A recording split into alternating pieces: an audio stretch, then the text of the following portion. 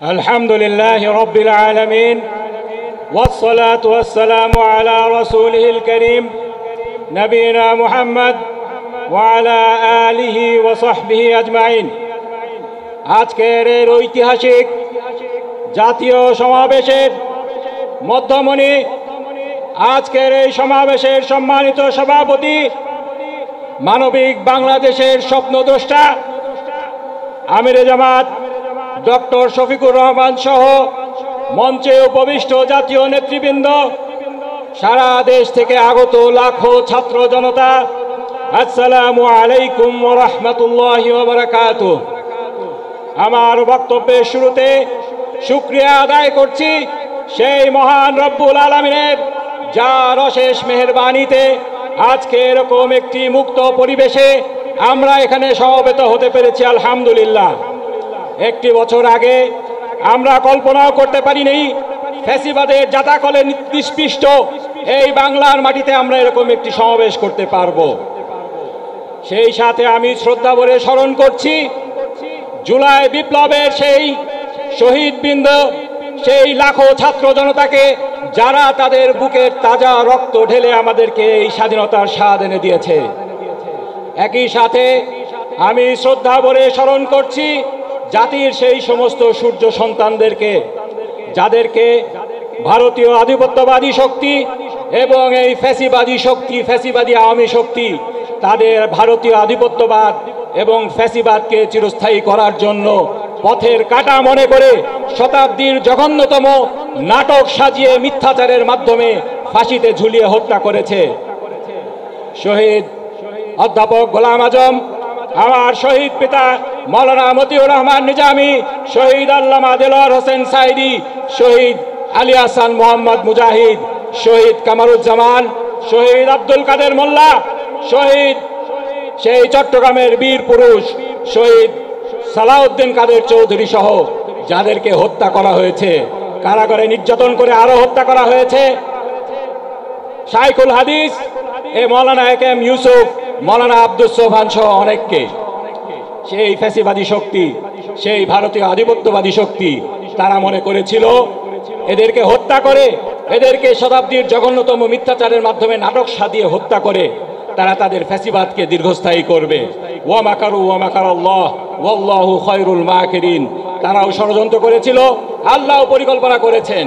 আজকে আমরা দেখতে পাচ্ছি এক নিজামীর রক্ত থেকে, এক শহীদ আল্লামা দেলোয়ার হোসেন সাইদির রক্ত থেকে আজকে হাজারো নিজামী, হাজারো সাইদির জন্ম হয়েছে। আজ সেই ফ্যাসিবাদ কোথায় চলে গিয়েছে, কোথায় পালিয়েছে? আমাদের আল্লামা বলেছিলেন ইঁদুরের গর্তও খুঁজে পাবে না। আজকে তাদেরকে এই দেশ ছেড়ে ভারতের মাটিতে পালিয়ে যেতে হয়েছে। সম্মানিত ছাত্র জনতা, আজকে বক্তৃতা দিতে আসিনি, জাতির এই ক্রান্তি লগ্নে আমিরে জামাতের দিক নির্দেশনা শুনতে এসেছি। জুলাইয়ের একটি বছর চলে গিয়েছে, এখনো পর্যন্ত ফ্যাসিবাদের বিচার হয়নি, গণহত্যার বিচার হয়নি, এখনো পর্যন্ত জুলাইয়ের সেই ঘোষণাপত্র আসেনি। উল্টা আমরা দেখছি ফ্যাসিবাদ আজকে চোখ রাঙাচ্ছে। সেই জুলাই বিপ্লবের হিরোদের উপরে তারা হাত তোলার সাহস করেছে। আমি বিশ্বাস করি এই ক্রান্তি লগ্নে, জাতির এই ক্রান্তি লগ্নে জাতীয় ঐক্যের, ফ্যাসিবাদ বিরোধী জাতীয় রাজনৈতিক ঐক্যের কোনো বিকল্প নেই। আজকের এই জনসমাবেশে ইনশাআল্লাহ আমিরে জামাতের বক্তব্য শুনবো, তার দিক নির্দেশনা শুনবো।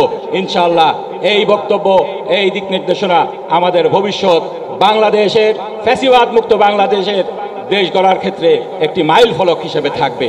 আমার বক্তব্য আমি দীর্ঘায়িত করব না। সম্মানিত লাখো ছাত্র জনতা, আমি আমার বক্তব্য শেষে যেটা বলতে চাই, আমরা চাই না ফ্যাসিবাদ আর ফিরে আসুক। আমরা চাই একটি ভবিষ্যৎ মানবিক বাংলাদেশ। সেই বাংলাদেশ গড়ার কাজে বাংলাদেশ জামাত ইসলামী অক্লান্ত পরিশ্রম করে যাচ্ছে। আমরা আপনাদের সকলকে এই কাজে আমাদের সহযোগী হিসাবে পেতে চাই। মুজিববাদ মুর্দাবাদ, বাংলাদেশ জিন্দাবাদ, বাংলাদেশ জামাত ইসলামী জিন্দাবাদ। আসসালামু আলাইকুম ওয়া রাহমাতুল্লাহি ওয়া বারাকাতুহু। বিসমিল্লাহির রহমানির রহিম। বাংলাদেশ জামাত ইসলামী কেন্দ্রীয় সংগঠন কর্তৃক আয়োজিত আজকের এই জাতীয় সমাবেশের সংগ্রামী সভাপতি, বাংলাদেশ জামাত ইসলামের সংগ্রামী আমিরে জামাত, মানবতার ফেরিওয়ালা ডাক্তার শফিকুর রহমান, জাতীয় নেতৃবৃন্দ, অন্যান্য রাজনৈতিক দল এবং সম্মানিত ইসলামী দল সমূহের নেতৃবৃন্দ, সাংবাদিক বন্ধুগণ, শহীদ এবং আহত পরিবারের সম্মানিত গর্বিত সদস্যবৃন্দ, সংগ্রামী জনসমুদ্র, আসসালামু আলাইকুম ওয়া রাহমাতুল্লাহ। সংগ্রামী ভাইরা আমার, যে জুলাই গণঅভ্যুত্থানের মধ্য দিয়ে আমরা নতুন বাংলাদেশ পেয়েছি, আমরা লক্ষ্য করছি এদেশের 18 কোটি মানুষের আকাঙ্ক্ষা হচ্ছে জুলাই সনদ এবং ঘোষণাপত্র স্বাক্ষর করতে হবে। কিন্তু আমরা লক্ষ্য করছি একটি রাজনৈতিক দল জুলাই গণঅভ্যুত্থানকে সনদ এবং ঘোষণাপত্রে স্বাক্ষরের ব্যাপারে বিরূপ মন্তব্য করছেন। এটি গ্রহণযোগ্য হতে পারে না। জুলাই সনদ হচ্ছে আমাদের জুলাই আগস্ট আন্দোলনের যে ত্যাগ এবং কোরবানি, যে শহীদ এবং আহত, তাদের রক্তের বিনিময়ে যে নতুন বাংলাদেশ, সেই বাংলাদেশের সাংবিধানিক এবং আইনানুগ ভিত্তি রচনার জন্য জুলাই সনদ আমাদেরকে অবশ্যই স্বাক্ষর করতে হবে।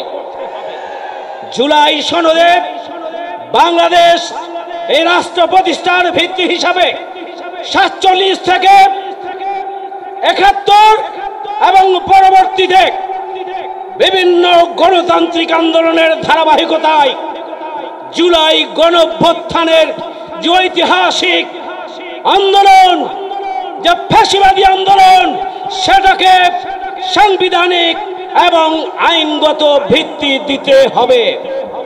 এই আন্দোলনে, এই গণঅভ্যুত্থানে যে চেতনা ছিল সেটি হচ্ছে উই ওয়ান্ট জাস্টিস, চেতনা ছিল বৈষম্যহীন বাংলাদেশ, চেতনা ছিল ন্যায় বিচারের বাংলাদেশ, চেতনা ছিল আবু সাঈদ মুগ্ধ। শেষ হয়নি যুদ্ধ। সুতরাং সেই চেতনাকে ধারণ করে আগামী দিনে সুখী, সমৃদ্ধশালী আর দুর্নীতি সন্ত্রাস মুক্ত একটা মানবিক ন্যায় বিচারের, ইনসাফের, বৈষম্যহীন বাংলাদেশের রূপরেখা আমাদের এই জুলাই সনদের মধ্যে সংরক্ষিত করতে হবে। জুলাই সনদে ছাত্র সমাজ, শিক্ষক, কর্মকর্তা, কর্মচারী, আলেম ওলামা, আলিয়া, কওমি, বিশ্ববিদ্যালয়, প্রাইভেট বিশ্ববিদ্যালয়, স্কুল, কলেজ, মাদ্রাসার পাশাপাশি পৃথিবীর বিভিন্ন দেশে জুলাই আন্দোলনে যারা অবদান রেখেছেন প্রবাসীদেরকেও সম্পৃক্ত করতে হবে। সংগ্রামী ভাইরা আমার, জুলাই এই সনদের মধ্যে আগামী দিনে রাষ্ট্র সংস্কার এবং সংবিধান সংস্কারের মাধ্যমে আগামী দিনে এমন একটি বাংলাদেশ প্রতিষ্ঠার স্বপ্ন থাকবে যে বাংলাদেশ আগামী দিনে নতুন কোন ফ্যাসিবাদের জন্ম দেবে না। এই জন্য অবিলম্বে জুলাই সনদ স্বাক্ষরের জন্য সরকারকে পদক্ষেপ গ্রহণ করতে হবে। 1-2টি দলের কথাই জুলাই সনদ থেমে থাকবে না। এটি 18 কোটি মানুষের দাবি। সেই দাবি পূরণের জন্য আমি আহ্বান জানিয়ে আগামী দিনের আন্দোলনকে আরো বেগবান করার আহ্বান জানিয়ে আমার কথা এখানে শেষ করছি। সবাইকে ধন্যবাদ। আল্লাহ হাফেজ। বাংলাদেশ জিন্দাবাদ।